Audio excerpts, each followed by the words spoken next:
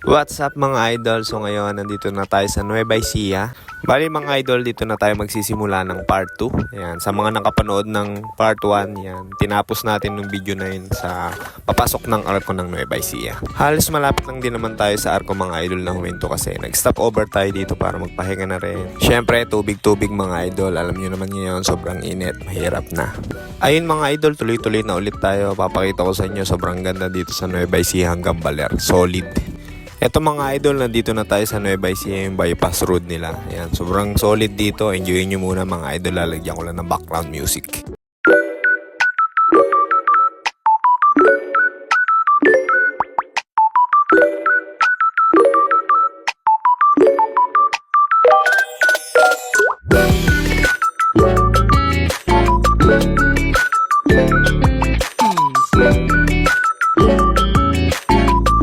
At ayun mga idol, ito na yung dulo ng bypass road. Ayan, nga pala mga idol, sa mga mahihilig mag-ride, isa ang Nueva Ecija mga idol sa highly recommended na pupuntahan yung mga idol. Sobrang solid dito. Napakalawak ng bukirin nila mga idol dito kaya sobrang hangin. At syempre mga idol, napakarami na rin nila ditong tourist attraction. Kaya ano pang hinihiga-higa mo dyan idol? Pumunta ka na, talagang hindi ka magsisisi. Stop over nga pala ulit tayo mga idol. Syempre kakain tayo para may lakas tayo sa biyahe. Bali mga idol, from Bataan to Nueva Ecija, ito pala yung unang kain natin. Kaya naman hindi na tayo nakapag-video mga idol kasi may hinahabol tayong oras. Medyo tanghali na rin kasi kami umalis ng Bataan. 11 na rin. Kaya naman talagang aabutin tayo ng dilim dun sa papuntang Baler.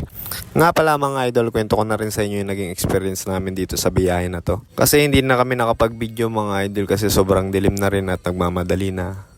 At may halong kaba na rin mga idol kasi first time natin. So ayun nga mga idol, inabot kami ng dilim papuntang Baler. Bali mga idol, sa mga hindi pa nakakapunta sa Baler ang inyong mga dadaanan nga pala doon mga idol ay bundok-bundok. Kaya sobrang dilim, wala pang mga ilaw. Nasaktuhan pa namin mga idol na kami lang talaga yung bumibiyahe kaya medyo nakakaba rin. Bali sabi sa amin doon ang nalaman namin, wala talagang bumibiyahe ng gabi doon kasi nga sobrang dilim talaga. Kaya ayun mga idol, isipin mo yun, nasa gitna ka ng bundok, sa inyo lang ilaw na nagmumula, walang ibang makikita. Dagdag pa natin mga idol yung dala naming mapa, talagang kung saan kami dinaan. Alam nyo naman yung mapa, talagang dadaling kayo niyan kung saan kayo mapapadali. Pero goods naman yung para sa atin. Pero dinaan kami mga idol talagang sa masukal na yung kala mo wala nang daan. Tas rough road pa. Doon talaga mga idol, doon ako mas kinabahan kasi wala na talaga kaming makitang ibang bahay. Kaya naman mga idol, kung talagang nagbabala kayong pumunta ng Baler, siguro umalis kayo mga idol madaling araw para smooth lang yung biyahe nyo. Eto mga idol, Nueva Ecija pa lang tayo, matinding ahon agad yan. Syempre mga idol, ano pa bang ine-expect nyo kapag bundok-bundok talaga yung tatawarin nyo, talagang ahon yan. Kaya naman mga idol, payo ko lang din talaga sa inyo, i-condition nyo na mabuti yung mga motor nyo mga idol. Kasi hindi biro talaga yung mga dadaanan yung mga idol papuntang Baler, Aurora. Gagawin nyo lang naman mga idol yung mga basic maintenance lang, kagaya ng change oil. Syempre check nyo lang din yung panggilid kung kayo ay mga naka-scooter. Yung bola, syempre lalong-lalo na mga idol yung belt nyo. Kung may crack na, palitan nyo na yan. Para iwas aberya na rin mga idol, mahirap nang maputulan ng belt.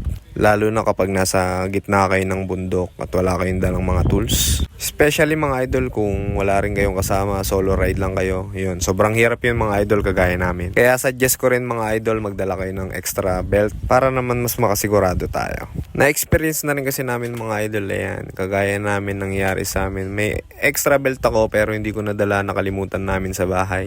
Kaya naman mga idol, talagang dasal-dasal na lang kami. Syempre, tiwala na lang din sa taas na huwag tayong bigyan ng aberya sa biyahe natin na yon.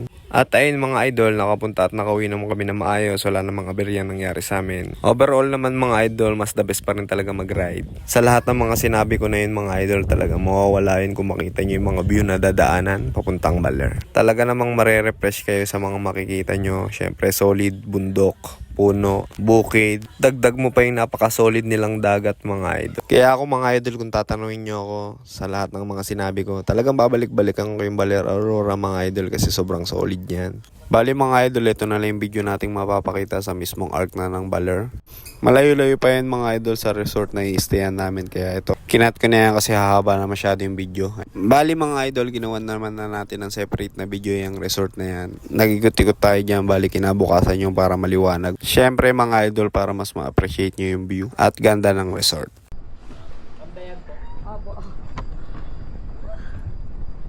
So ayun lang mga idol, salamat sa panonood nyo. Dito na natin tatapusin ng video. Cheers!